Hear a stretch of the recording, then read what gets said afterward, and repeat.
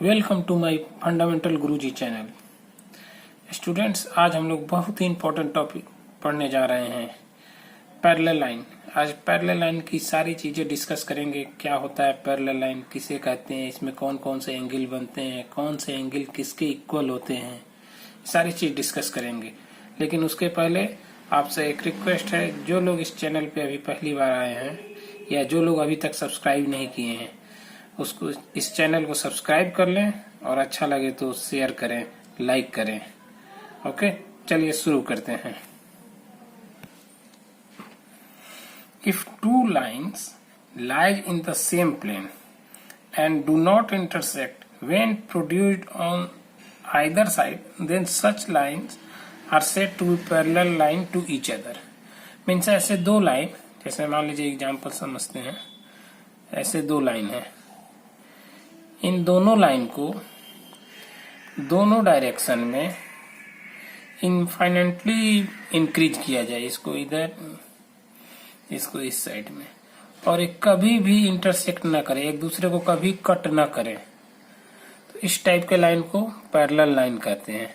और दोनों लाइन एक ही प्लेन में होना चाहिए। प्लेन हम लोग जो कि पढ़ चुके हैं, एक ही प्लेन होना चाहिए, एक ही सरफेस पे होना चाहिए, और दोनों को दोनों डायरेक्शन में इनफाइनेटली इंक्रीज किया जाए तो एक दूसरे को कट ना करें, उसे पैरेलल लाइन कहते हैं। पैरेलल लाइन ऐसे भी हो सकता है,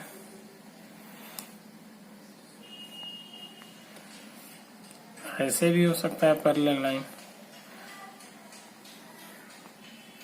मेन थिंग है दोनों को इनफाइनेटली दोनों तरफ इंक्रीज किया जाए और कभी भी एक दूसरे को कट ना करें, तो इसे पैरेलल लाइन कहेंगे। दूसरे शब्दों में हम कह सकते हैं कि पैरेलल लाइन के बीच में हमेशा इन दोनों के बीच का जो डिस्टेंस है हर पॉइंट पे फिक्स होता है, सेम होगा। अगर यहाँ 2 सेंटीमीटर है तो यहाँ भी 2 सेंटीमीटर होगा। ओके, नेक्स्ट देखते हैं ट्रांसवर्सल। ट्रांसवर्सल किसे कहते हैं? ये भी एक लाइन है, ट्रांसवर्सल लाइन बोल सकते हैं। It is a type of line, a straight line which cut 2 और मोर straight line at distinct point is called transversal line. Means ऐसा लाइन जो 2 या 2 से ज्यादा लाइन को अलग अलग पॉइंट पे कट करें, उसे ट्रांसवर्सल लाइन कहते हैं। जैसे मान लीजिए ये 2 लाइन है और ये कोई लाइन इसको कट कर दी, इस जो कट करने वाली लाइन है इसको बोलेंगे ट्रांसवर्सल लाइन। ऐसे ऐसे कोई 2 लाइन है, इसको तीसरी लाइन ये कट कर रही है, तो इसे बोलेंगे ट्रांसवर्सल लाइन।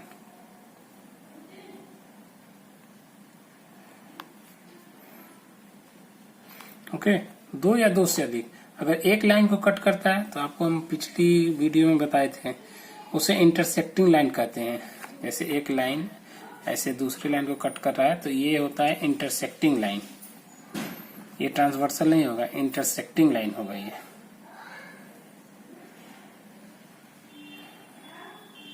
ओके, डिफरेंस समझिए। 2 लाइन को कट करे तो ट्रांसवर्सल, एक लाइन को कट करे तो इंटरसेक्टिंग लाइन।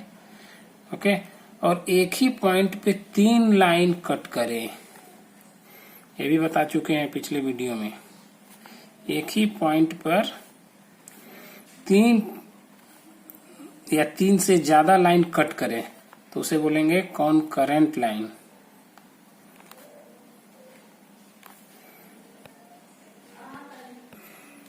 इन तीनों में डिफरेंस समझ लीजिए। एक बार मैं फिर से रिवाइज कर दे रहा हूँ। 2 या 2 से ज्यादा लाइन को कोई कट करे तो कट करने वाला लाइन को ट्रांसवर्सल लाइन कहेंगे, चाहे लाइन पैरेलल हो या नॉर्मल लाइन हो विदाउट पैरेलल। 2 लाइन होना चाहिए, 2 या 2 से ज्यादा। ओके, एक सिंगल लाइन दूसरे सिंगल लाइन को कट करे तो इंटरसेक्टिंग लाइन, और एक ही पॉइंट पे 3 या 3 से ज्यादा लाइन कट करे एक ही पॉइंट पे, तो इस टाइप को कॉनकरेंट लाइन कहते हैं। ओके, अब देखते हैं the angle formed when a transversal line cuts 2 lines. Means जब ट्रांसवर्सल लाइन दो लाइन को कट करे तो कौन कौन सा एंगल बनेगा। देखिए दो लाइन ए बी और सी डी, दो लाइन है और उसको एक ट्रांसवर्सल लाइन टी कट की है, तो क्या क्या एंगल बनेगा। एंगल सपोज ये 1 बना, angle 2, angle 3, angle 4, angle 5, angle 6, angle 7, angle 8, ये 8 एंगल बने। ठीक है, तो इसमें angle 1 and angle 5, angle 1 and angle 5, angle 1 and angle 5 pairs of corresponding angle कहलाएगा।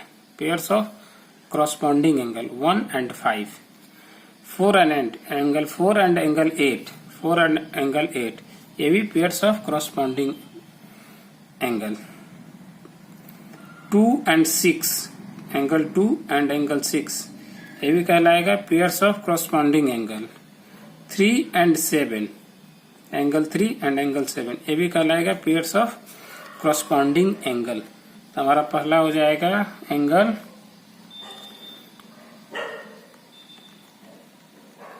Corresponding angle. ओके, ये हो गया हमारा पेयर्स ऑफ करस्पॉन्डिंग एंगल्स। अब यहां देखिए, अगर ये ए बी और C D, if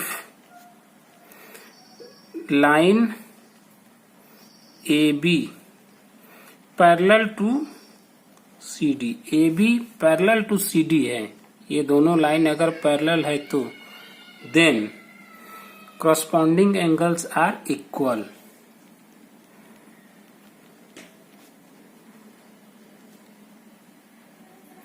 angles are equal, ध्यान से समझिएगा। अगर ए बी और सी डी लाइन पैरेलल है तो जो corresponding एंगल पेयर बने हैं 1 और 5, 1 इक्वल टू 5, जो corresponding पेयर ऑफ एंगल बने हैं वो इक्वल होंगे, मीन्स एंगल 1 और एंगल 5 इक्वल होगा। एंगल 1 इक्वल टू एंगल 5, अगर पैरेलल है तो angle 4 equal to angle 8, angle 4 equal to angle 8, angle 2 equal to angle 6, angle 2 equal to angle 6, angle 3 equal to angle 7, 3 equal to 7। Okay, और इसके reverse उल्टा भी हम लोग बोल सकते हैं, क्या कि अगर करस्पॉन्डिंग एंगल सेम है तो लाइंस पैरेलल होंगी। ठीक है, दोनों तरफ से हम बात कर सकते हैं। अगर करस्पॉन्डिंग एंगल सेम है तो लाइंस पैरेलल होगी, या ये कहें कि लाइन पैरेलल होगी तो करस्पॉन्डिंग एंगल सेम होगा। हमें दोनों कंडीशन पता होना चाहिए। क्वेश्चन हमें घुमा के भी आ सकता है। अगर कहीं लाइन पैरेलल है तो उसे पैरेलल लाइन न लिख के ऐसा दे देगा कि इनके करस्पॉन्डिंग एंगल सेम है, तो हमें ये समझना होगा कि करस्पॉन्डिंग एंगल सेम है, इसका मतलब लाइंस पैरेलल हैं। या कहीं ऐसे आ जाएगा कि आप प्रूफ करिए कि दिया हुआ लाइन पैरेलल है, तो कैसे प्रूफ करेंगे, तो उसमें देखेंगे करस्पॉन्डिंग एंगल सेम है तो बता दे सकते हैं कि हाँ करस्पॉन्डिंग एंगल सेम है तो लाइंस पैरेलल होगा। तो हम दोनों डायरेक्शन में बात कर सकते हैं। क्या दोनों डायरेक्शन हुआ, फिर से एक बार समझते हैं। If lines are parallel then corresponding angles are equal. Second है इसका उल्टा, if corresponding angles are equal then lines are parallel. Okay, next है अल्टरनेट एंगल। ये भी एक पेयर ऑफ एंगल है, मीन्स दो एंगल, इसमें भी दो एंगल की बात करेंगे। अल्टरनेट एंगल एक्चुअल में ये इंटरनल अल्टरनेट एंगल होगा। इसमें दो टाइप के होते हैं, एक्सटर्नल अल्टरनेट एंगल और एक इंटरनल अल्टरनेट एंगल। तो हम इंटरनल अल्टरनेट एंगल बोल रहे हैं, की बात कर रहे हैं।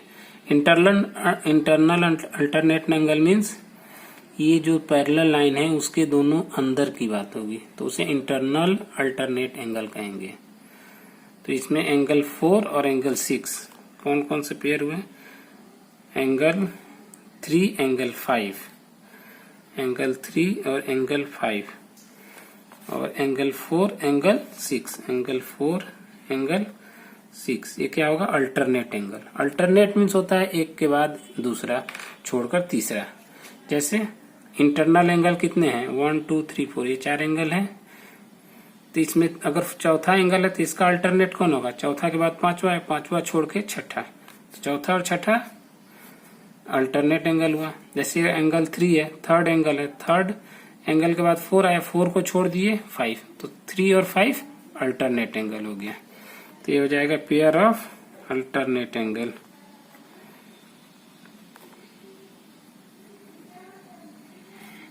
ये भी हो जाएगा pair of alternate angle, means 3 और 5।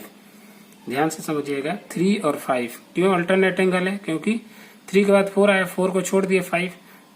जब छोड़कर बात करते हैं, एक कंटिन्यूअस नहीं रहे, अल्टरनेट है ये, मीन्स एक हम 4 को छोड़ दिए तो 3 के बाद 5 आया, तो ये 3 और 5 अल्टरनेट हो गया। 4 है, 5 छोड़ दिए 6 आया, तो 4 और 6 अल्टरनेट हो गया। तो 3 और 5 और 4 और 6 ये हो गया pair of alternate angle. Okay, इसमें भी हम कह सकते हैं if line AB parallel to CD, then alternate angles are equal. Alternate angles are equal if lines AB and CD are parallel. AB line और CD line parallel है, तो जो alternate angle है वो equal होंगे, means angle 3 equal to angle 5, 3 equal to 5 होगा, और angle 4 equal to 6। Okay, इसे बहुत लोग जेड एंगल भी कहते हैं। जेड एंगल कैसे हुआ? जैसे ये 3 है, ये 5, ऐसे बना।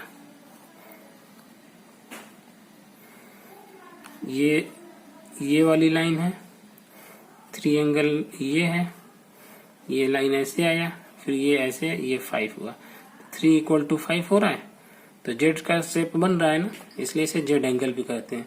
मीन्स कोई अगर एंगल जेड शेप में हो और ये लाइन इसके पैरेलल हो तो ये अल्टरनेट एंगल होगा, और ये दोनों इक्वल होगा जब ये दोनों पैरेलल होंगे। ठीक है, अगर 4 और 6 के केस में करें तो ऐसे बनेगा,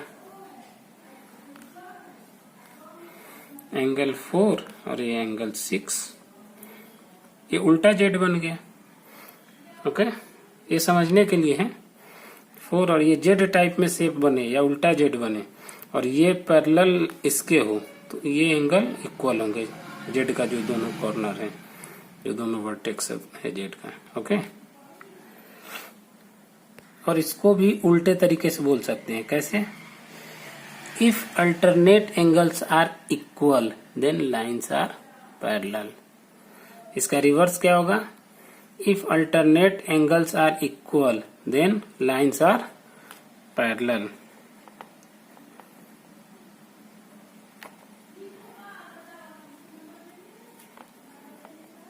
if alternate angles are equal then lines are parallel. तो इसमें हम लोग 4 चीज समझ गए। 2 था करस्पॉन्डिंग एंगल में, if corresponding angle are equal then lines are parallel, और in if lines are parallel then corresponding angles are equal. Alternate angle में क्या हुआ?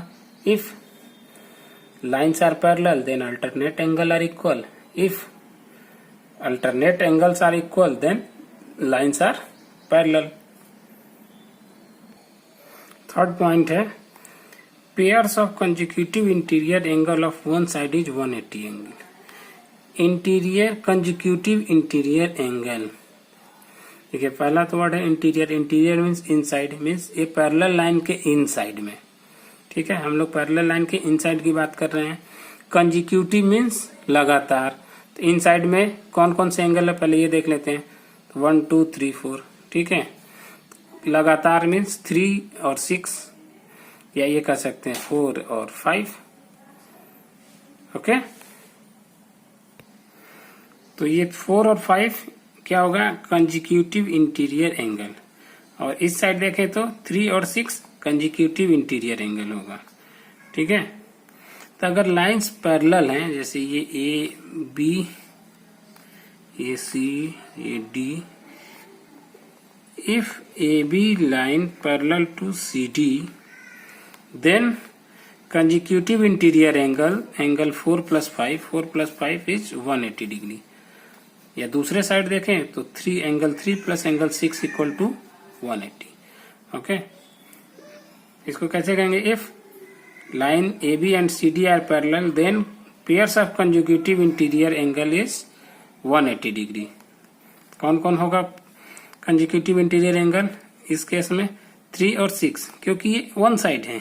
इसके लिखा है ना वन साइड मीन्स इस ट्रांसवर्सल के एक साइड में, तो एक साइड में ये 3 4 हुआ, दूसरे साइड में 4 और 5 हुआ। 3 और 6 एक साइड, 4 और 5 दूसरे साइड, तो 3 + 6 इक्वल टू 180। दूसरे तरफ 4 + 5 इक्वल टू 180। ओके, एक बार फिर से रिवाइज कर लेते हैं। If lines are parallel then corresponding angle are equal. अगर पैरेलल लाइन है तो कॉरस्पॉन्डिंग एंगल इक्वल होगा, या कॉरस्पॉन्डिंग एंगल इक्वल होगा तो लाइन्स पैरेलल होंगे। इसको बोलते हैं कॉरस्पॉन्डिंग एंगल एक्जियोम। ओके, कोई अगर ये भी पूछ सकता है what is the corresponding angle Axiom, तो वही है कॉरस्पॉन्डिंग एंगल इक्वल होगा जब लाइन पैरेलल होंगे, या लाइन पैरेलल होंगे तो कॉरस्पॉन्डिंग एंगल इक्वल होगा। ठीक है, और दूसरे शब्दों में जब लाइन पैरेलल है तो कॉरस्पॉन्डिंग एंगल इक्वल होगा। ठीक है, नेक्स्ट हम लोग क्या पढ़े? Alternate angle. अल्टरनेट एंगल में क्या था? Alternate angle are equal then lines are parallel, और if lines are parallel then alternate angle are equal. Okay, third क्या पढ़े हैं? Pairs of consecutive interior angle means transversal के एक साइड में जो कंजिक्यूटिव इंटीरियर एंगल है उन दोनों का सम 180 डिग्री होता है। ओके, पैरेलल लाइन में यही 3 टाइप के एंगल बनते हैं, और ये तीनों टाइप के एंगल हमें लगता है कि आप लोग को क्लियर हो गया होगा। अगर कोई भी डाउट हो तो आप लोग कमेंट करके पूछ सकते हैं, और वीडियो अच्छा लगे तो लाइक एंड शेयर जरूर करें। Thank you.